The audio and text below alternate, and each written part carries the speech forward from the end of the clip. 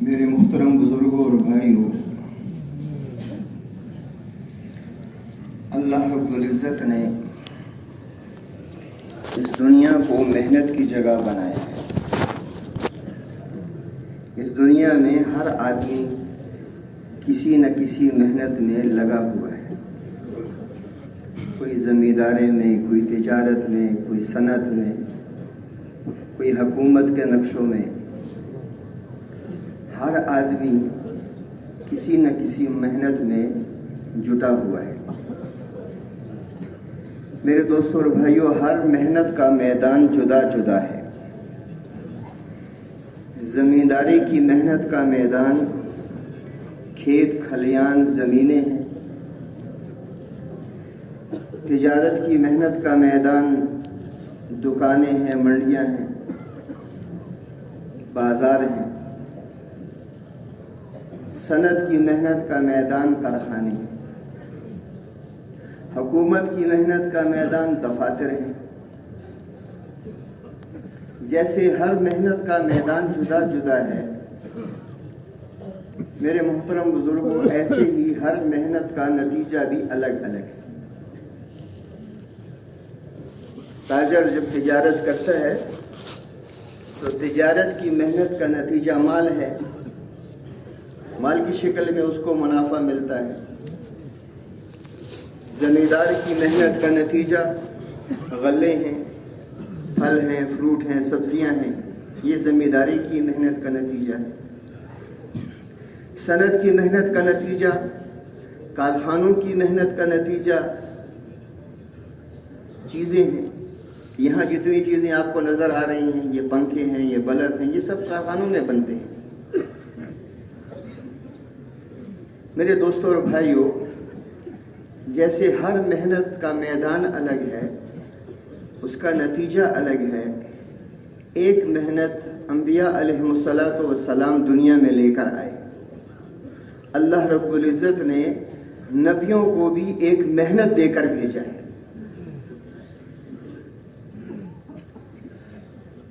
تو جیسے ہر محنت کا میدان الگ ہے، تو نبیوں کی محنت کا میدان کیا ہے؟ نبی کس چیز پر محنت کرتے تھے؟ تو انبیاء علیہم السلام کی محنت کا میدان نہ کھیت کھلیان ہے، نہ دکانیں ہیں، نہ دفاتر ہیں، بلکہ نبیوں کی محنت کا میدان براہ راست انسان ہے۔ نبیوں کو اللہ نے دنیا میں انسانوں پر محنت کے لیے بھیجا،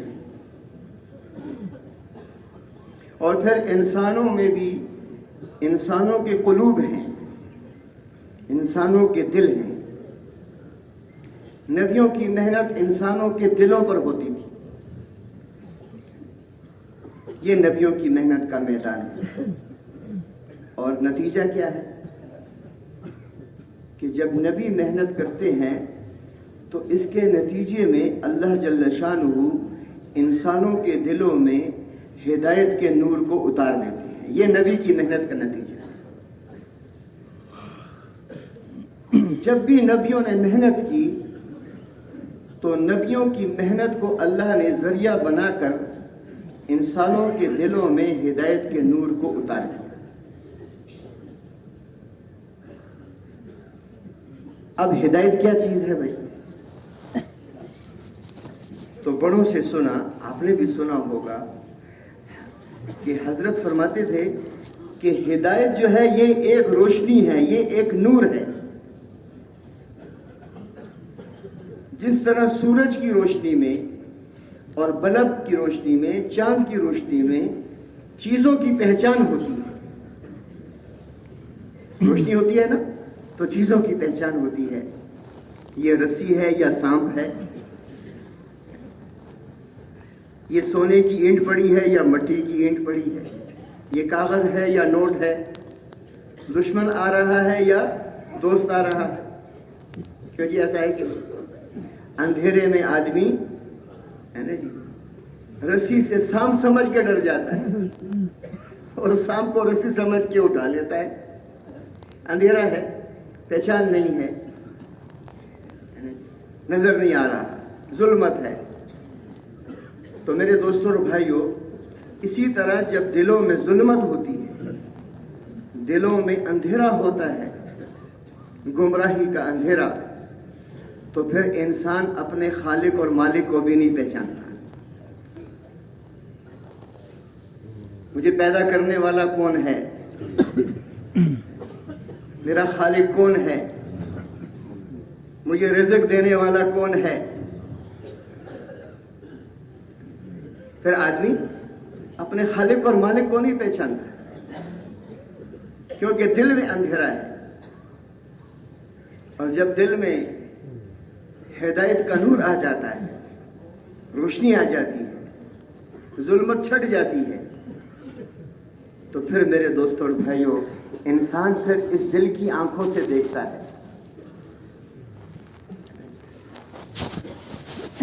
پھر یہ اپنے خالق اور مالک کو پہچانتا ہے کہ اس ساری کائنات کی خالق، پیدا کرنے والے، یہ اللہ جل شانہ کی ذات ہے۔ یقین میں، ہدایت میں یہ بھی شامل ہے کہ ہمارے یقین صحیح ہو جائے،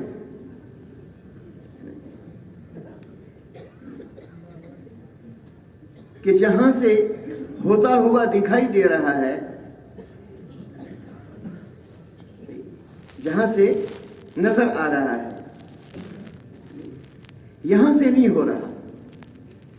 کرنے والی ذات جو ہے وہ ایک اللہ پاک کی ہے، خالق جو ہے ایک اللہ پاک ہے۔ کچھ بھی نہیں تھا، ایک اللہ کی ذات موجود تھی۔ کچھ بھی نہیں رہے گا دنیا میں، نہ آسمان، نہ زمین، نہ سورج چاند ستارے، نہ انسان، نہ جنات، نہ فرشتے، لیکن اللہ کی ذات موجود ہوگی۔ آج تک جو کچھ ہو چکا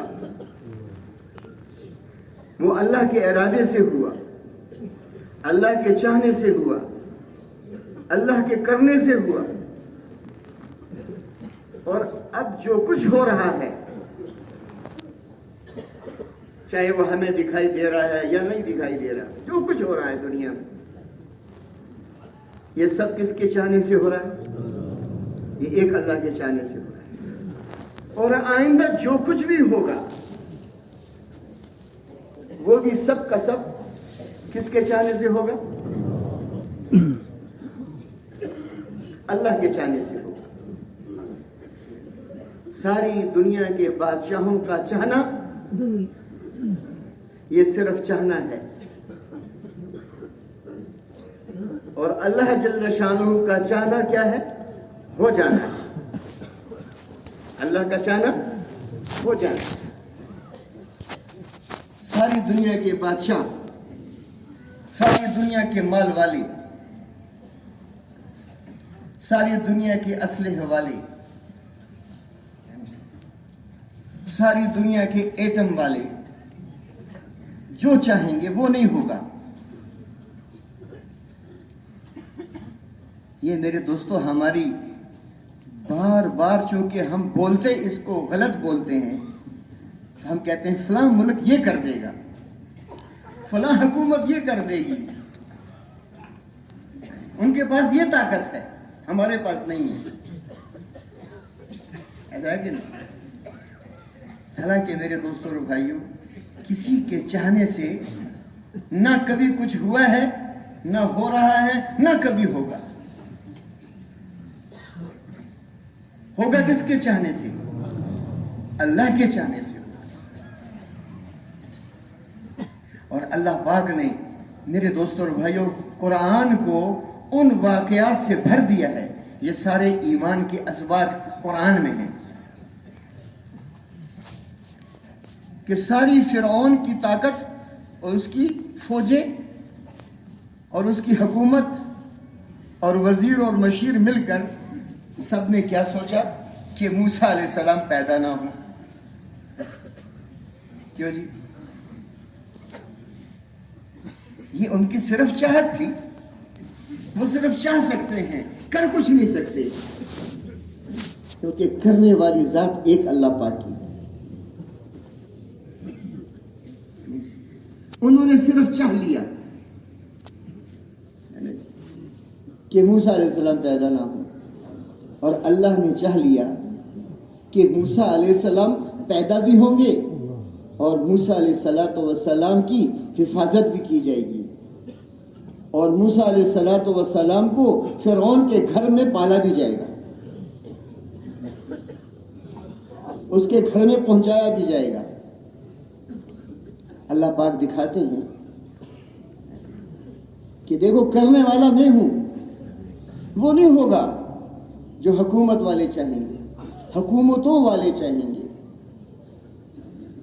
مال والے چاہیں گے، اسلحے والے چاہیں گے، بلکہ وہ ہوگا جو کون چاہے گا؟